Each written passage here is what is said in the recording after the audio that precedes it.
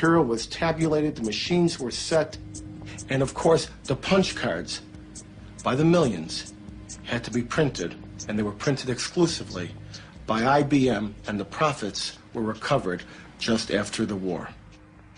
I really do believe that that particular accusation has been fairly discredited as a serious accusation.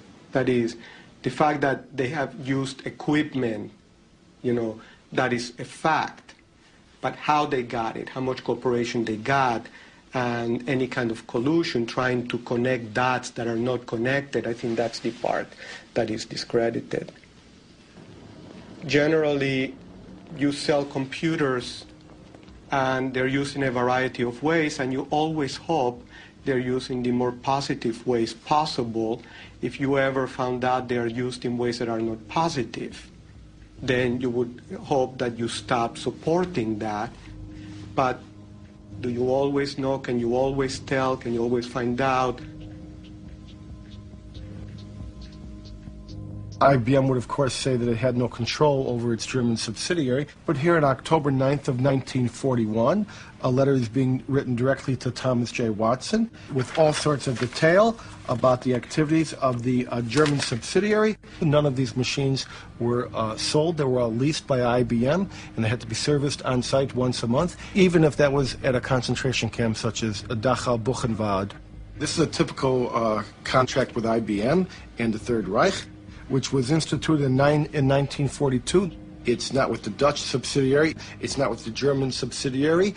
It is with the IBM Corporation in New York. As it happens, I know that story. I discussed it more than once with old Mr. Watson, and I was around at the time. I'm not saying that Watson didn't know that the German government used punch cards. He probably did know.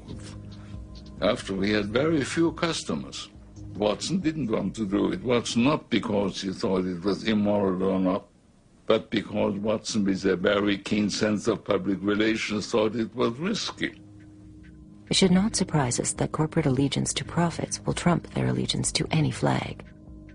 A recent U.S. Treasury Department report revealed that in 1 week alone, 57 U.S. corporations were fined for trading with official enemies of the United States, including terrorists, tyrants, and despotic regimes.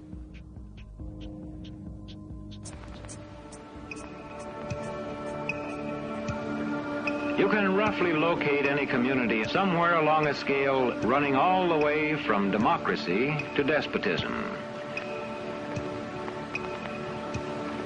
This man makes it his job to study these things. Well, for one thing, avoid the comfortable idea that the mere form of government can of itself safeguard a nation against despotism. For big business, despotism was often a useful tool for securing foreign markets and pursuing profits. One of the U.S. Marine Corps' most highly decorated generals, Smedley Darlington Butler, by his own account, helped pacify Mexico for American oil companies, Haiti and Cuba for National City Bank, Nicaragua for the Brown Brothers Brokerage, the Dominican Republic for sugar interests, Honduras for U.S. fruit companies, and China for Standard Oil. General Butler's services were also in demand in the United States itself in the 1930s, as President Franklin Delano Roosevelt sought to relieve the misery of the Depression through public enterprise and tougher regulations on corporate exploitation and misdeeds. More power to you, President Roosevelt. The entire country's behind you, thrilled with hope and patriotism. But the country was not entirely behind the populist president. Large parts of the corporate elite despised what Roosevelt's New Deal stood for. And so, in 1934, a group of conspirators sought to involve General Butler in a treasonous plan. The plan as outlined to me was to form an organization of veterans, to use as a bluff or as a club at least, to intimidate the government. But the corporate cabal had picked the wrong man. Butler was fed up with being what he called a gangster for capitalism.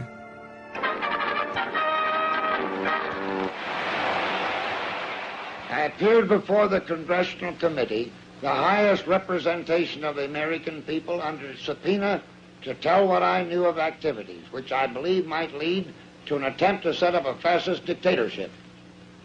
The upshot of the whole thing was that I was supposed to lead an organization of 500,000 men, which would be able to take over the functions of government.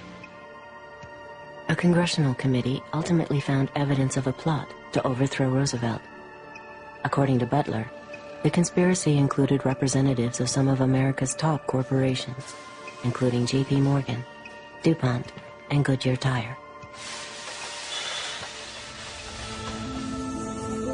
As today's chairman of Goodyear Tire knows, for corporations to dominate government, a coup is no longer necessary. Corporations have gone global. And by going global, the governments have lost some control over corporations. Regardless of whether the corporation can be trusted or cannot be trusted, governments today do not have over the corporations the power that they had and the leverage that they had 50 or 60 years ago. And that's a major change. So governments have become powerless compared to where they were before.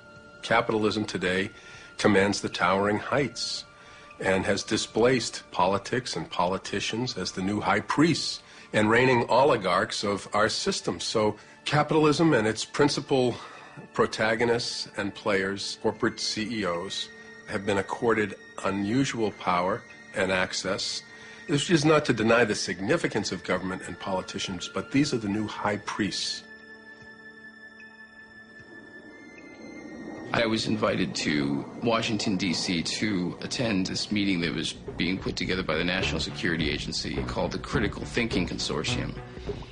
I remember standing there in this room and looking over on one side of the room, and we had CIA, NSA, DIA, FBI, Customs, Secret Service, and then on the other side of the room we had Coca-Cola, Mobil Oil, GTE, and Kodak.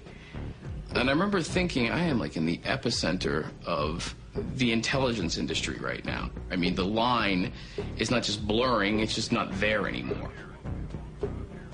And to me, it spoke volumes as to how industry and government were consulting with each other and working with each other.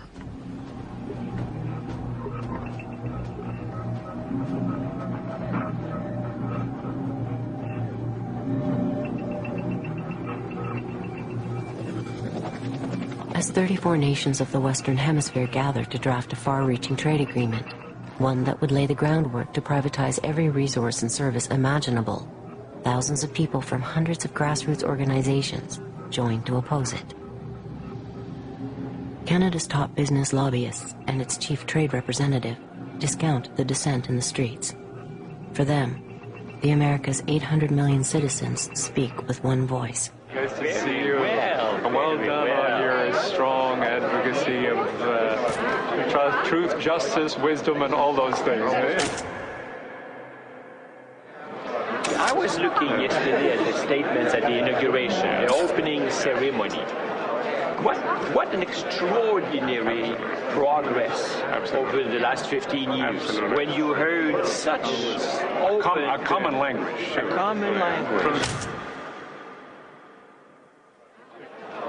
Yes, and from the most developed to the least, it was extraordinary that now that we see the benefits of trade, more and more people want to buy it.